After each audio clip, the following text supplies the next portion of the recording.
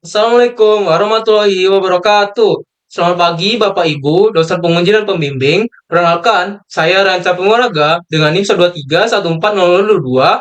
Pada kesempatan kali ini, saya akan mempresentasikan proposal penelitian saya yang berjudul Perbandingan Efisiensi REST API dan GraphQL pada sistem penjadwalan perkuliahan berbasis cloud natif dengan Docker, Kubernetes, dan load balancing.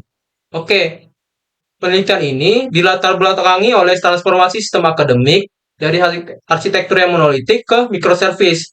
Kita tahu bahwa dalam sistem penjadwalan seperti saat pengisian KRS, kita sering mengalami lonjakan trafik yang ekstrim. Nah, disitulah muncul masalah fundamental, yaitu arsitektur monolitik seperti di gambar kiri, sulit di-scale pada bebannya itu tinggi. Nah, solusinya adalah microservice di gambar kanan, namun komunikasi antar service ini menjadi tantangan baru karena selama ini kita menggunakan REST API. Tapi REST API ini punya masalah klasik, yaitu overfetching atau ambil datanya kebanyakan, dan underfetching, yaitu harus request berkali-kali untuk satu halaman. Nah, lalu muncul GraphQL sebagai solusi efisiensi bandwidth. Tapi ada paradok teknis. Jadi di lingkungan cloud native ini atau Kubernetes, GraphQL yang hanya punya satu endpoint justru berpotensi merusak mekanisme pembagian beban atau load balancing yang menyebabkan server tertentu kelebihan beban sementara yang lain mengganggu.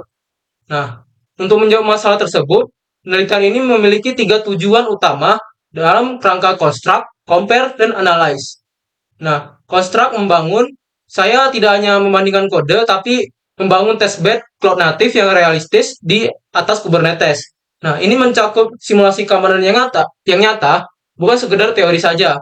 Compare atau membandingkan, saya akan mengadu performa REST dan GraphQL dalam skenario yang kritis, terutama pada nested query atau query yang bersarang dan high load.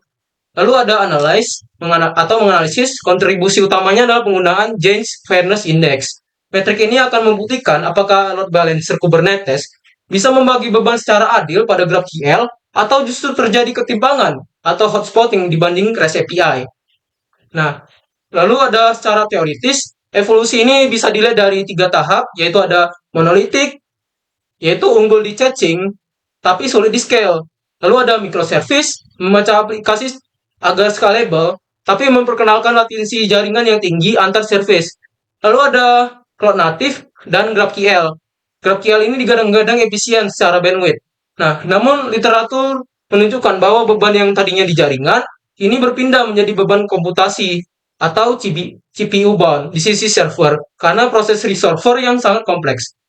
Nah, penelitian ini mengisi celah atau research gap di mana studi sebelumnya mayoritas hanya dilakukan di lingkungan lokal atau monolitik, belum di lingkungan terdistribusi Kubernetes yang penuh dengan variabel latensi jaringan. Oke, ini visualisasi inti masalah teknis yang saya angkat.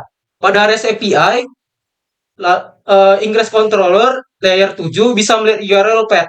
Dia tahu mana request slash MHS dan mana slash jadwal. Jadi ia melakukan intelligent routing ke port yang tepat.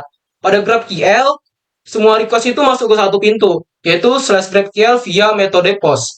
Nah, load balancer menjadi buta atau blind routing, ia tidak tahu mana request yang berat dan mana yang ringan.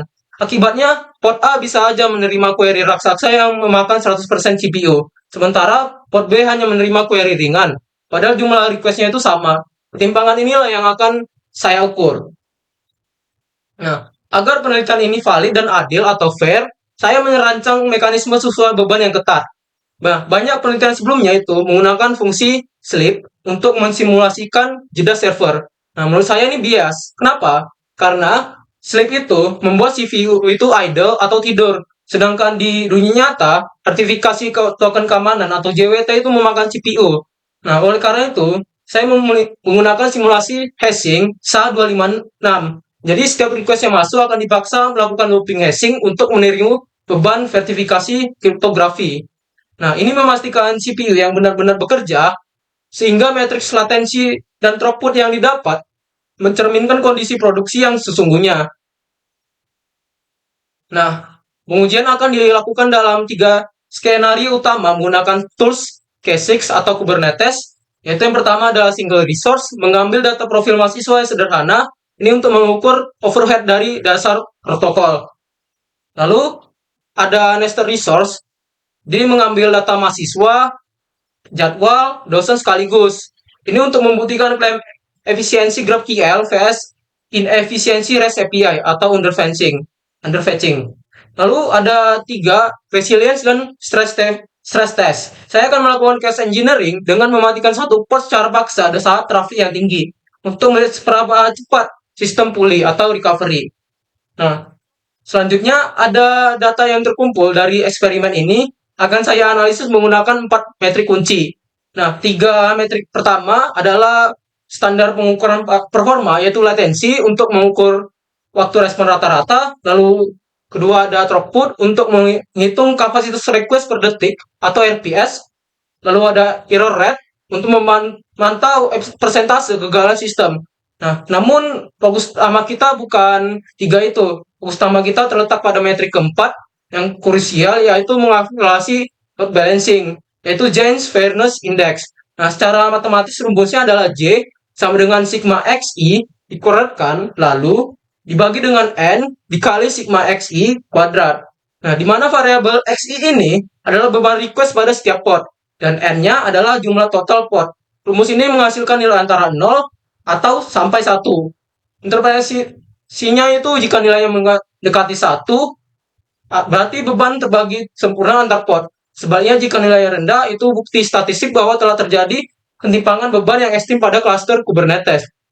Nah, berdasarkan kajian literatur dan desain sistem, hipotesis penelitian ini adalah REST API diprediksi unggul dalam stabilitas beban karena routingnya itu granular. Jadi Kubernetes ini lebih mudah membagi tugas sehingga nilai fairness indexnya lebih tinggi. GraphQL itu diprediksi menang telak dalam efisiensi bandwidth atau payload kecil. Nah, namun dia itu beresiko tinggi dalam mengalami hotspotting atau satu portnya itu kepanasan karena load balancer layer 7 tidak bisa menginfeksi isi query yang sangat kompleks. Oke, sebagai penutup, penelitian ini menegaskan bahwa memilih arsitektur API bukan tentang mengikuti tren teknologi semata, melainkan memahami trade-off antara kompleksitas jaringan dan beban komputasi server. Demikian presentasi proposal tugas penelitian saya. Mohon masukan dan arahan dari Bapak atau Ibu dosen penguji. Terima kasih. Wassalamualaikum warahmatullahi wabarakatuh.